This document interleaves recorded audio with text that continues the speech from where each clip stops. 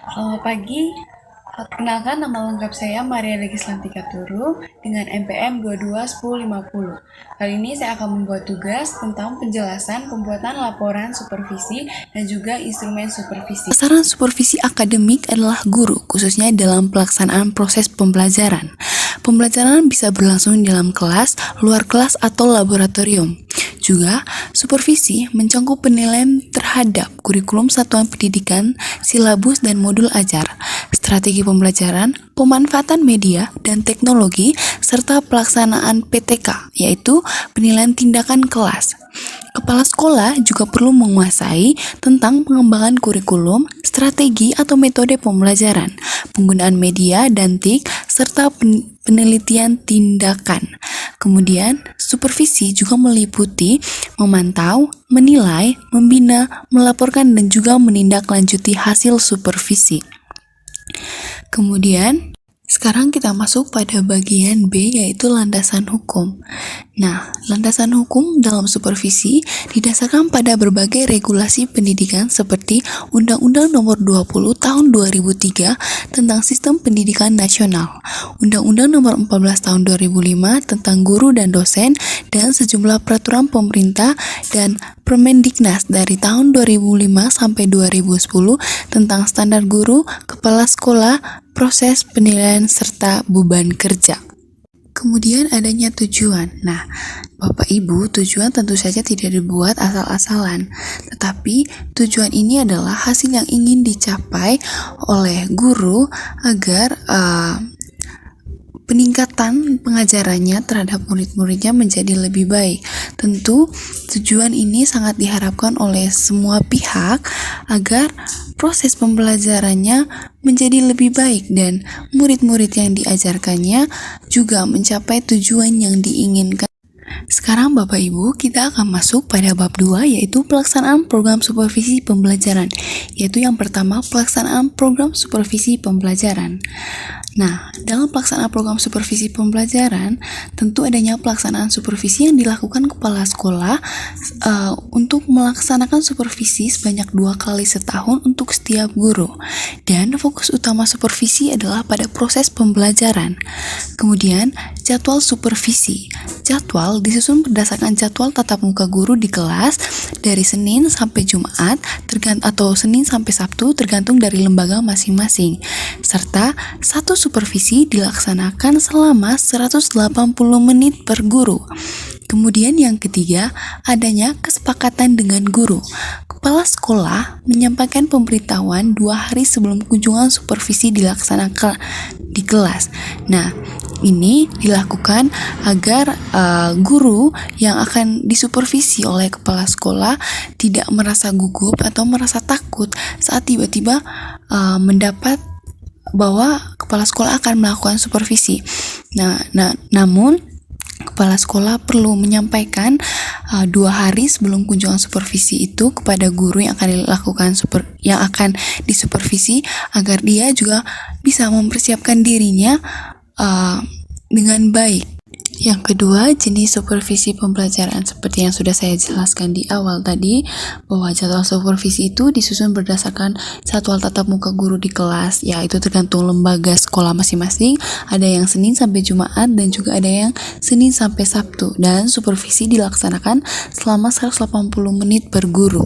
Seperti yang Bapak Ibu lihat yang ada di layar, bahwa saya melakukan supervisi kepada salah satu guru, yaitu Ibu Felista S.H. Adun pada hari tanggal Jumat 11 Mei 2025 dengan tema atau subtema dengan tema petani dan subtema yaitu profesi di kelas TKB pada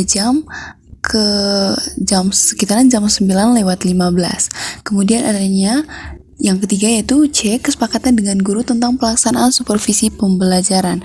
Nah, seperti yang sudah dijelaskan di awal juga tadi, bahwa kepala sekolah harus bisa menyampaikan pemberitahuan 2 hari sebelum kunjungan supervisi dilaksanakan, agar guru yang disupervisi ini bisa mempersiapkan dirinya dengan baik. Kemudian, yang keempat, instrumen yang digunakan dalam supervisi pembelajaran. Nah, instrumen supervisi yang digunakan mengacu pada Permendiknas nomor 41 tahun 2027 tentang standar proses. Kemudian ada yang kelima tentang pendekatan supervisi pembelajaran. Nah, pendekatan supervisi pembelajaran ini yang dimaksud yaitu menggunakan pendekatan langsung atau tatap muka di kelas saat melakukan supervisi. Kemudian yang keenam, teknik supervisi pembelajaran. Nah, teknik supervisi pembelajaran di sini yang dimaksudkan yaitu meliputi dialog, diskusi, KKG mini, dan bimbingan teknis. Kemudian yang ketujuh, pelaksanaan supervisi pembelajaran. Nah, yang ketujuh ini adalah pelaksanaan supervisi pembelajaran seperti yang saya lakukan di TK Sanpio. Nah, yang dimaksudkan dalam pelaksanaan supervisi pembelajaran ini yaitu bagaimana supervisi dilakukan sesuai jadwal dan kesepakatan antara kepala sekolah dan juga guru yang akan disupervisi langsung oleh kepala sekolah. Kemudian, kita akan masuk pada bab 3. Pada bab ini yaitu hasil dan laporan serta tindak lanjut hasil supervisi pembelajaran di TK Sanpio yang saya lakukan supervisi pada saat itu. Yang pertama, evaluasi hasil supervisi akademik.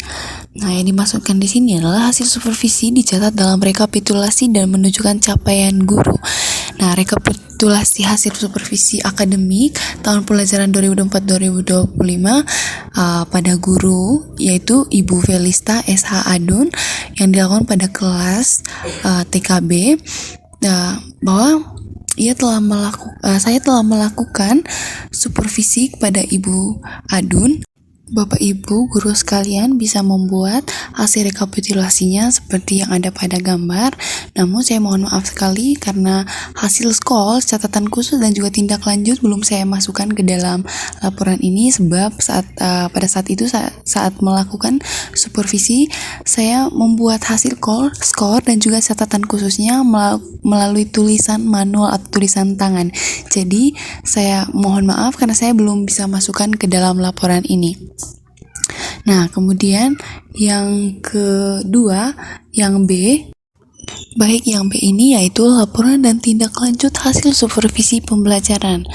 Nah, maksud dari laporan dan tindak lanjut pada hasil supervisi pembelajaran yaitu dapat saya ringkaskan menjadi yang pertama itu guru yang mendapat nilai amat baik didorong untuk terus meningkatkan kualitas pembelajarannya. Kemudian, guru juga yang mendapat nilai cukup atau kurang akan dibina lebih lanjut di tingkat sekolah.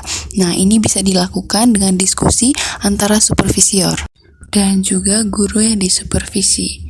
Ini membantu mereka untuk meningkatkan kualitas pembelajaran mereka di kelas. Baik, sekarang kita akan masuk pada bagian akhir dari laporan supervisi yaitu bab 4 tentang kesimpulan. Nah, seperti yang Bapak Ibu lihat ya pada layar bahwa ada 5 kesimpulan yang saya buat, yaitu yang pertama, berdasarkan hasil supervisi diketahui bahwa guru TK yaitu TK Sanpio mendapatkan nilai yang amat baik. Kemudian yang kedua, supervisi pembelajaran perlu dilaksanakan karena dapat mengevaluasi diri guru sampai sejauh mana mempunyai wawasan dan kemampuan untuk menunjukkan dirinya sebagai guru yang profesional. Kemudian yang ketiga, supervisi pembelajaran akan meningkatkan gairah guru untuk lebih mempersiapkan perencanaan dalam pelaksanaan proses pembelajaran. Dan yang keempat, supervisi pembelajaran dapat meningkatkan kompetensi guru. Dan yang terakhir, supervisi pembelajaran dapat menciptakan guru yang kreatif, inovatif dalam membuat media ataupun bahan ajar dalam proses pembelajaran. Nah, Bapak Ibu, kesimpulan ini tidak dibuat asal-asalan saja ya, tapi ini dibuat setelah melihat atau melakukan supervisi kepada guru serta merangkum seluruh laporan dari bab 1 dan juga bab 3 sehingga adanya penarikan kesimpulan yang di bab 4 yang saya buatkan dalam 5 poin penting. Jadi baik Bapak Ibu, itu saja penjelasan tentang pembuatan laporan supervisi. Nah, sekarang saya akan masuk ke dalam penjelasan terhadap instrumen. Apa-apa saja sih yang ada dalam instrumen? Jadi jangan kemana-mana, tetap stay tune dan nonton sampai selesai ya Bapak Ibu. Baik Bapak Ibu, sekarang kita akan masuk pada instrumen penilaian terhadap seorang guru, yaitu saat kita melakukan supervisi. Nah, yang pertama seperti yang Bapak Ibu lihat di layar itu bahwa adanya tabel, yaitu nomor, aspek yang dinilai, skor, dan juga catatan. Nah, yang pertama itu adanya kegiatan pembuka. Nah, dalam kegiatan pembuka ini ada satu indikator, yaitu yang bunyinya menyiapkan peserta didik sebelum masuk ke dalam kelas. Misalnya kegiatan berbaris-berbaris dan mencuci tangan. Nah, pada saat saya melakukan supervisi kepada Ibu Lista, mohon maaf sebelumnya saya tidak saya tidak mencatat hasilnya di laporan yang Bapak Ibu lihat sekarang ini, karena pada saat itu saya melakukannya secara tulisan. Jadi saya akan menjelaskan, namun indikator yang digunakan pada saat itu adalah sama. Nah, pada saat itu saya melakukan supervisi kepada Ibu Lista, dan nilai saya berikan kepada Ibu Lista pada indikator yang pertama itu, yang pada nomor 1 kegiatan pembuka, yaitu memberi nilainya 4. Nah, 4 termasuk penilaian sangat baik. Nah, catatan yang saya berikan kepada Ibu Lista atau alasan yang kenapa saya memberinya nilai 4, karena Ibu Lista pada saat saya melakukan supervisi dan dia melaksanakan pembelajaran di kelas, Ibu Lista sudah menyiapkan peserta didiknya untuk baris berbaris, kemudian mengajak anak-anak untuk mencuci tangan sebelum masuk ke kelas. Nah, sekarang kita akan masuk pada nomor 2, pada indikator yang kedua. Nah, pada indikator yang kedua itu bunyinya mempersilakan anak untuk duduk yang rapi, berdoa, absen, ice breaking. Nah, penilaian saya berikan kepada Ibu Lista yaitu 4, yaitu baik. Dan catatan atau alasan mengapa saya memberi nilainya 4, karena pada saat itu Ibu Lista menyiapkan peserta didiknya sebelum memulai kegiatan pembelajaran, seperti berdoa, mempersilakan anak untuk duduk dengan rapi, serta melakukan ice breaking. Kemudian saya akan masuk pada indikator yang ketiga, meminta anak untuk menceritakan pengalaman. Saya juga memberi nilai kepada Ibu Lista yang melakukan pelaksanaan pembelajaran, yaitu 4. Alasannya karena Ibu Lista mempersilahkan anak untuk menceritakan pengalaman setiap anak di depan teman-temannya. Dan yang terakhir, indikator yang terakhir itu adalah pemberian motivasi. Mohon maaf sekali saya memberi penilaian kepada Ibu Lista pada saat saya melakukan supervisi, yaitu penilaiannya itu 1. Mengapa? Karena Ibu Lista tidak melakukan pemberian motivasi kepada anak sebelum kegiatan belajarnya dimulai. Sekarang saya akan masuk pada poin yang kedua, yaitu kegiatan inti. Pada indikator yang pertama itu menjelaskan materi sesuai dengan tema. Saya memberi nilai atau skor pada Ibu Lista pada saat itu adalah 4. Alasannya karena mampu menjelaskan materi hari itu sesuai dengan tema, yaitu tema petani dan subtemanya adalah tentang profesi. Kemudian indikator yang kedua, mengaitkan materi dengan pengalaman yang relevan. Nah, saya memberi skor kepada Ibu Lista yaitu 4. Alasannya karena Ibu Lista mengaitkan materi hari ini dengan pengalaman relevan anak, dengan menanyakan apakah anak pernah ke kebun, atau anak-anak bawa apa sejak kalau misalnya kita ke kebun. Apakah kita bawa parang, terus bawa sabit, seperti itu. Kemudian adanya indikator yang ketiga, yaitu melaksanakan pembelajaran sesuai dengan tingkat kebutuhan dan perkembangan anak. Saya memberi skor kepada Ibu Lista yaitu 4. Alasannya karena pembelajaran yang dilakukan pada hari itu oleh Ibu Lista sudah sesuai dengan tingkat pencapaian kebutuhan dan perkembangan anak. Kemudian juga yang indikator yang berikutnya menjelaskan aturan main.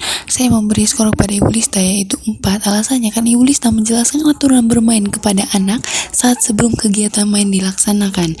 Kemudian indikator yang berikutnya memantau kegiatan main anak. Saya juga memberi skor 4 kepada Ibu Lista. Alasannya karena pada saat Ibu Lista melakukan kegiatan pembelajaran, Ibu Lista selalu memantau setiap kegiatan main anak dengan jalan dari meja ke meja anak, serta menanyakan kegiatan yang sedang dilakukan oleh anak-anak. Kemudian yang terakhir, indikator yang terakhir yaitu melibatkan anak dalam proses pembelajaran. Saya juga memberi nilai 4 atau skor 4. Alasannya karena Ibu Lista terlihat melibatkan anak dalam proses pembelajaran, terlihat saat anak-anak menceritakan pengalamannya dan sudah terlibat dalam kegiatan main. Baik, itu saja penjelasan tentang pembuatan laporan dan bagian-bagiannya serta instrumen-instrumennya. Terima kasih.